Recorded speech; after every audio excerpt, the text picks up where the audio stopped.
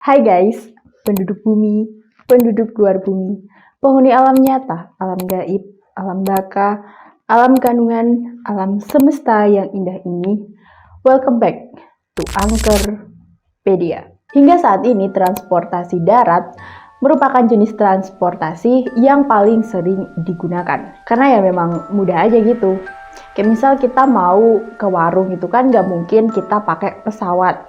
Kalaupun iya kita pakai pesawat, itu pun masih memerlukan kendaraan darat seperti mobil untuk mencapai bandara. Nah, buat kalian yang sering pulang malam sendirian, pernah nggak punya pengalaman yang horor atau menyeramkan selama di perjalanan? Apalagi kalian harus melewati jalan-jalan yang terkenal angker. Nah, hari ini Mistis akan membahas beberapa jalan paling angker di Indonesia. Tapi sebelum itu jangan lupa buat klik like dan subscribe-nya biar aku lebih semangat konten untuk kalian. And now let's get to the story. Dalam sebuah kondisi kita sering diharuskan untuk pulang larut malam. Entah itu karena lembur, baru pulang main, atau sekedar ya pengen pulang malam aja gitu. Nah, selain begal, hal yang paling sering membuat seseorang enggan untuk pulang malam adalah karena takut diganggu atau takut ketemu sama makhluk-makhluk halus. Takut ketemu setan gitulah. Apalagi kalau kita harus melewati jalan-jalan yang dikenal angker dan juga sepi. Nah, di Indonesia ini ada beberapa jalan yang sangat terkenal namanya karena keangkerannya. Kira-kira apa aja ya? Sini Mistis kasih tahu. Yang pertama, ada jalur Kerumput di Banyumas, Jawa Tengah. Nah, di jalur Kerumput ini ada sebuah tanjakan. Nah, ada yang menarik nih, kalau misalkan kalian melewati tanjakan ini, yaitu banyaknya pengemis yang berada di pinggir jalan tersebut. Biasanya mereka akan meminta uang dari para pengendara yang lewat. Mitosnya, setiap pengendara yang lewat sana harus memberikan uang kepada pengemis. Maraknya pengemis di sana sebenarnya sudah pernah dilarang oleh pemerintah setempat, tapi anehnya beberapa hari kemudian malah terjadi kecelakaan beruntun yang sangat-sangat tragis dan menewaskan banyak orang. Tanjakan Kerumput Banyumas ini berada di kawasan kebun karet dengan jalan yang berliku-liku dan juga sangat sepi. Menurut kepercayaan warga setempat, para pengemis itu adalah penjaga jalan yang sudah ada sejak zaman dahulu. Jadi, pengemis tersebut sudah ada dari generasi ke generasi. Adapun mitos untuk memberi uang kepada pengemis di jalan tersebut sudah ada sejak zaman Belanda. Saat itu, jalur tersebut pernah terjadi kecelakaan yang mengakibatkan truk yang membawa serdadu Belanda terguling dan menewaskan seluruh penumpangnya. Akhirnya, masyarakat setempat mempercayai sebuah mitos. Jika melintas di lokasi tersebut, harus melemparkan uang atau koin sebagai upeti untuk keselamatan diri para pengendara yang lewat. Pengemis yang berada di sepanjang jalan Kerumput ini berada di lokasi tersebut selama 24 jam non-stop. Tapi orangnya nggak itu-itu aja guys. Tetap bergantian. Biasanya waktu pagi sampai sore, pengemis di sana akan didominasi oleh para wanita dan juga anak-anak, sementara dari sore ke malam tuh biasanya para laki-laki. Gimana menurut kalian guys? Ada yang sudah pernah lewat jalan ini? Coba ceritain di bawah. Next, jalur Tengkorak Kretek Wonosobo.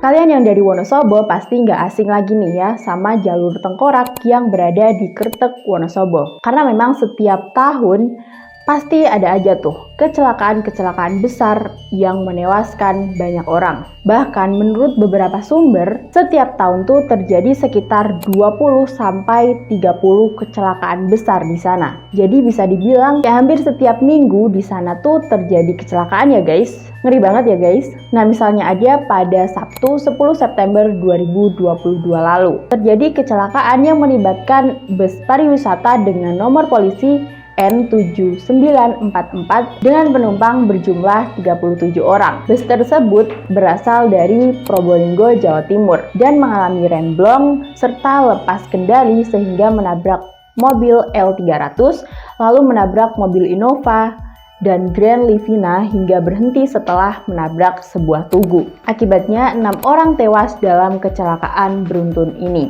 Dan masih banyak banget kecelakaan-kecelakaan lain yang sangat-sangat mengerikan di sana. Bahkan saking seringnya terjadi kecelakaan di sini, seorang ahli metafisik sekaligus salah satu sejarawan, Om Hao, pernah mendatangi jalur ini untuk mengungkap misteri yang ada di sana. Menurut kacamata metafisika Om Hao, di sepanjang jalur tengkorak ini kelihatannya tuh warna merah, bahkan penuh dengan darah. Ngeri banget ya guys. Bahkan menurutnya, jalur tengkorak yang ada di Kertek Wonosobo ini lebih brutal dibandingkan dengan jalur Alas Roban. Nah, di sana ada sebuah pantangan yang wajib ditaati dan tidak boleh dilanggar oleh sopir-sopir yang melintas di sana, yaitu sopir truk dilarang mengalungkan handuk berwarna putih di leher mereka. Karena kalau mereka nekat melanggar peraturan tersebut, maka niscaya mereka akan mengalami kecelakaan. Gimana menurut kalian? Next, jalur Cadas Pangeran. Jalur yang terletak di Sumedang, Jawa Barat ini sama mengerikannya dengan 2 jalur maut sebelumnya. Bahkan dari sejak jalan ini dibangun pun sudah menumbalkan banyak banget nyawa loh guys. Latar belakang yang menyelubungi jalur lama Cadas Pangeran ini, semasa Hindia Belanda membuatnya dikenal sebagai jalan angker dan juga sangat seram. Sebab konon dalam pembangunannya banyak memakan korban jiwa. Terhitung sejak awal pembuatannya, ada kurang lebih sekitar 5.000 pekerja yang tewas di jalur ini. Kalau udah gini, gimana gak angker coba? Selain penampakan para pekerja yang tewas, Jalan Cadas Pangeran juga dipercaya dijaga oleh sosok yang tidak kasat mata. Konon, juru kunci kawasan ini juga memegang trisula penjaga Cadas Pangeran. Sosok tak kasat mata ini terdiri dari siluman ular, kera, dan juga harimau. Banyak banget cerita mistis yang ada di sana. Salah satunya yang pernah aku dengar adalah cerita tentang sopir angkot yang melihat bayangan hitam di mobilnya saat melewati jalan tersebut, serta seorang ibu hamil yang diikuti oleh hantu kepala buntung. Serem banget ya guys. Munculnya penampakan-penampakan membuat jalur ini menjadi rawan kecelakaan. Namun memang kalau kita lihat dari kondisi jalannya yang berkelok-kelok dan sepi, membuat kebanyakan yang melintasi jalur ini menjadi kurang hati-hati. Jadi gimana guys? Masih berani pulang malam sendirian? Namun selain kita harus waspada dengan kemunculan makhluk gaib yang sering muncul tiba-tiba membuat kaget sehingga bisa kecelakaan, kita juga harus berhati-hati terhadap resiko-resiko lain. Kalau kita pulang malam, misalnya aja mengantuk, kelelahan, kondisi badan yang mungkin kurang prima, atau bahkan kita amit-amit nih ya, ketemu sama begal. Oke guys, segitu dulu pembahasan aku di video kali ini. Buat kalian yang mau request next konten aku harus bahas apa, jangan lupa buat komen di bawah. Jangan lupa buat klik like dan subscribe-nya juga untuk konten-konten menarik aku lainnya. Dan sekian, Mistis pamit undur diri. Bye-bye.